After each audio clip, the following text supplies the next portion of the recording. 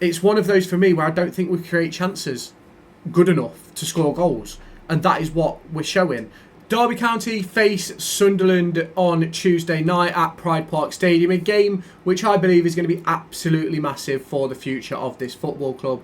Derby County find themselves 5 defeats in a row, 4 of those being in the league, one of those obviously being Leyton Orient in the cup, and it's getting to a point now where it is turning toxic, and I'm going to talk about it a lot in this video because I can't see Derby County getting a result tomorrow. I can't see Derby County getting a result on Saturday. I can't see Derby County picking up a victory over the course of the next few weeks. And it all stems down to one person, and it's the man at the helm of Derby County. And it's obviously disappointing to talk about it, and it's something which I believe we have to talk about. I've got a full video where I've essentially just ranted about the situation, which will be posted later on today, because for me, it's just not good enough anymore, and David Clowes has got to make a change. Now, since recording that video, there is murmurs going around. There's a potential board meeting tomorrow, but obviously that could be related to anything, whether it be transfers, contract extensions,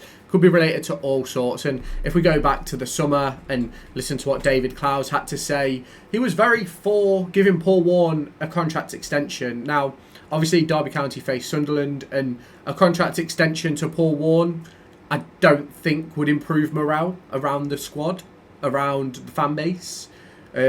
I do think it's pretty much time for Paul Warne to step away. Now, ultimately, if we take a look at both of the sides right now, obviously, you look at Sunderland sitting 4th in the division on 51 points from 27 games, plus 17 goal difference, 39 scored, 22 conceded, 2 draws, 2 wins and a loss in their last 5 games. You scroll all the way down to Derby County in 19th, 27 points, 27 games, 1 win, 4 defeats. Their last win was West Bromwich Albion at home, which was against a West Brom team which ultimately had their manager leave 24 hours before the game. So I don't really think you can take much away from them. Derby County just 1 point away from those relegation places, and you've got Pompey below us who have a game in hand.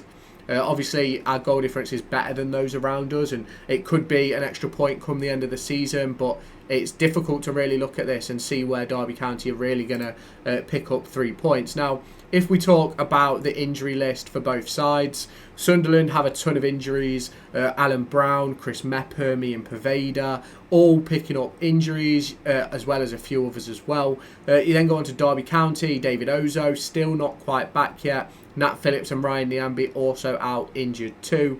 And obviously we spoke about the recent form. Derby County, 2-0 loss to Watford, penalty defeat to Leyton Orient, 1-0 defeat to Bristol City, 4-2 thrashing by Sheffield Wednesday, 1-0 defeat to Leeds United. We then go on to Sunderland, 1-0 defeat to Stoke, 2-1 versus Sheffield United, 1-0 win against Pompey, 2-1 to Stoke again, and then obviously the draw versus Burnley. Now, for me, I know we're not really going to talk much about the actual game, to be completely honest, because I think it's quite difficult to talk about the game without talking about the situation that Derby County are facing. Now, I am trying to find out more about the potential board meeting, but I don't know if I'm going to be able to find anything out. So if I do, I'll let you know.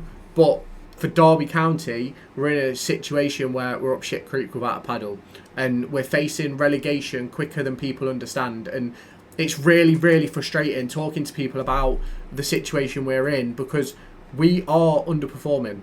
Like, we're conceding more goals than we should. We've got less points than we should. We've scored 3 more than we should, but ultimately that's because we create really, really poor chances.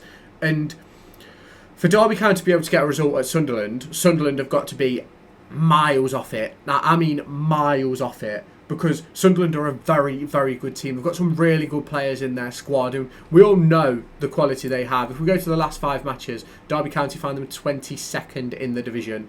And coming away from this game at Sunderland, we'll probably find ourselves bottom of the division in the last 5 games form table. If we look at the last 23 games, something like that, I've got the screenshot on my phone. I'll put it up on the screen so that you can have a look. We find ourselves 22nd in the division, or 23rd in the division, over the course of the games from, I think it's start of September until now. And it is an absolute joke. Something has to change. Something has to give for Derby County, because I don't even know where our next result's coming from.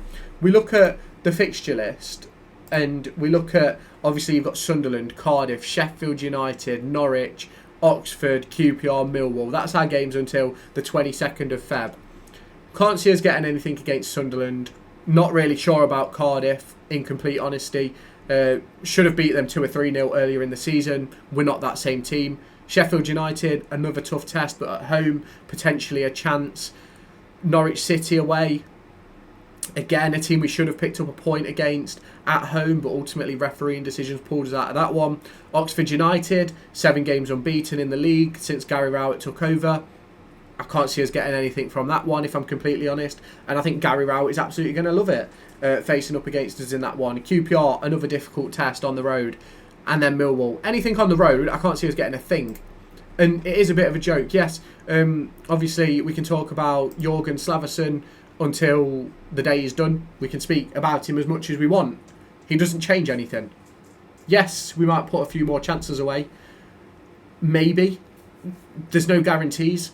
It's one of those for me where I don't think we create chances good enough to score goals. And that is what we're showing. If you look at a lot of the chances we create in the Watford game, Bristol City game, all the games that we've played this season, a lot of them are bouncing balls, difficult balls to deal with.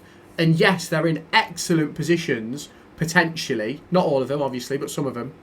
But a bouncing ball is difficult to deal with in the middle of the pitch, let alone when you've got the pressure and you need composure in front of goal.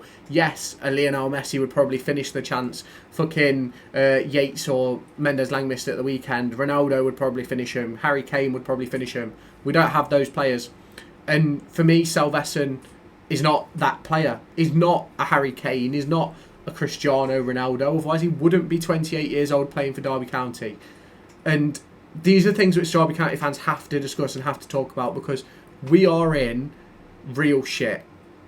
Real shit. And things need to change, and need to change massively. Now, as I'm recording this, 19th of January at 7:33, Paul Warne is still the manager. In my opinion, until that changes, relegation is more likely than it is not.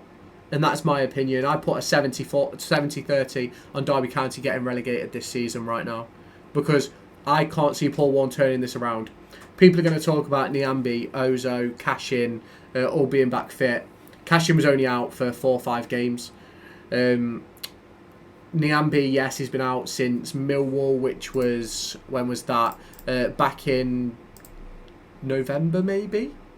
Millwall, back middle of November. Yeah, middle of November, which, to be fair to you, kind of when our slump started, maybe.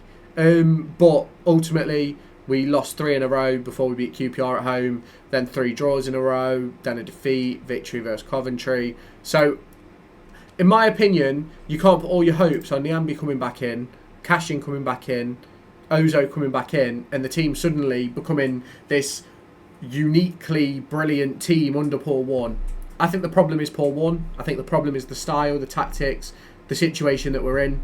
And based on Saturday, if the performance isn't there versus Sunderland, I can genuinely see it being a very toxic environment, a very poor atmosphere for Derby County at Pride Park. And a lot of people are going to complain about that and go, oh, we should be back in the team, we should be doing this, we should be doing that. But ultimately, 4 wins in 23 games, 1 win since April away from home is not good enough. Doesn't matter if you're battling relegation or what. Wayne Rooney, 8 games on the trot he lost away from home in our relegation season from administration. I still put money on the fact that another manager probably could have kept us up that year. We couldn't do that because we were in administration, but that's my personal opinion. Another manager keeps us up. And I think the same right now. We're in a position where we have to make the change, otherwise we're going to go down. Now, let me know your thoughts in the comments. Let me know your score predictions heading into Derby County versus Sunderland, which is tomorrow night. 7:45 kickoff, 21st of January. It's going to be a very, very difficult test for Derby County. An even bigger one if Paul Warne is still in charge, which I believe he will be.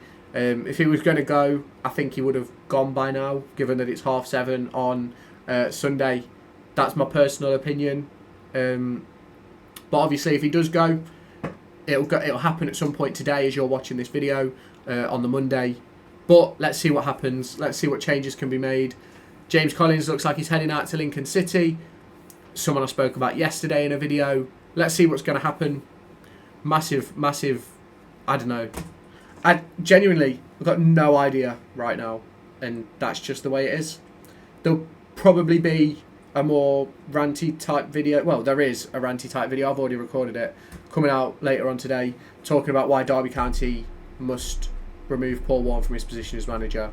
It's difficult to say that because I was at Derby County when Paul Warne got appointed as an academy analyst, and ultimately brilliant bloke.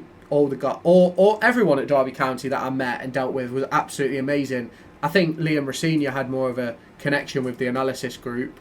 Even for the short spell that I was there, Rossignol was in the analyst office at times.